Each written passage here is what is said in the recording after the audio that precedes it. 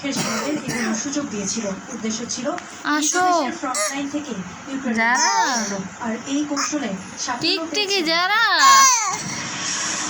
ইফাতারা Khandakar, Jamuna news. একটা বিরতিতে যাচ্ছে, আম্মু একটু পরে ফিরছি। আসো আসো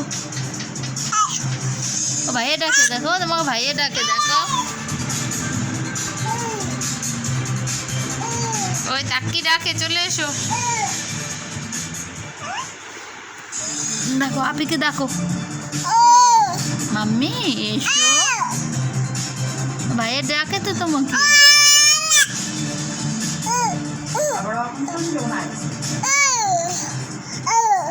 পোল্যান্ডের নতুন মিসাইল ঘাঁটি স্থাপন করে পারমাণবিক যুদ্ধে যুক্তরাষ্ট্র। বৃহস্পতিবার এমন অভিযোগ করেছেন দেশটির পররাষ্ট্র মন্ত্রণালয়ের মুখপাত্র মারিয়া জাখারোভা। যুক্তরাষ্ট্রের নেতৃত্বাধীন ন্যাটো জোটের আরেকটি উস্কানিমূলক পদক্ষেপ এটি।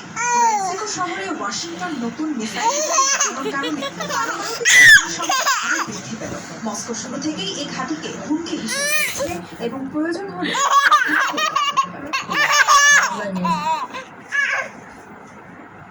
প্রথমবার একসাথে দেখা মিলল বিশ্বের সবচেয়ে লম্বা ও খর্বাকৃতি।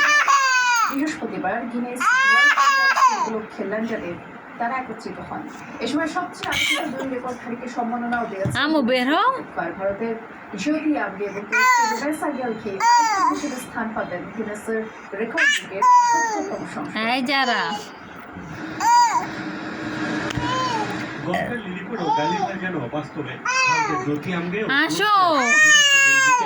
দেখে এমন মনে হতে পারে যে কারো বিশ্বের সবচেয়ে লম্বা ও খর্বাকৃতির নারী একত্রিত হয়েছে।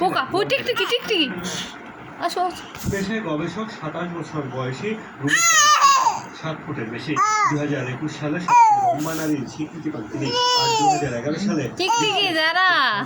নারী স্বীকৃতি পাওয়ার ৩০ বছরের জটিল উচ্চতা ২৪ দশমিক ৭ ইঞ্চি।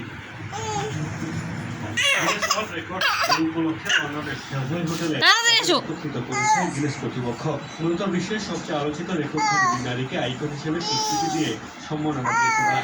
এ সময় জ্যোতি ও লুইসের সৌজন্যে চা সপ্তাহেরও আয়োজন করা হয়। প্রথমবারের মতো সবচেয়ে লম্বা নারী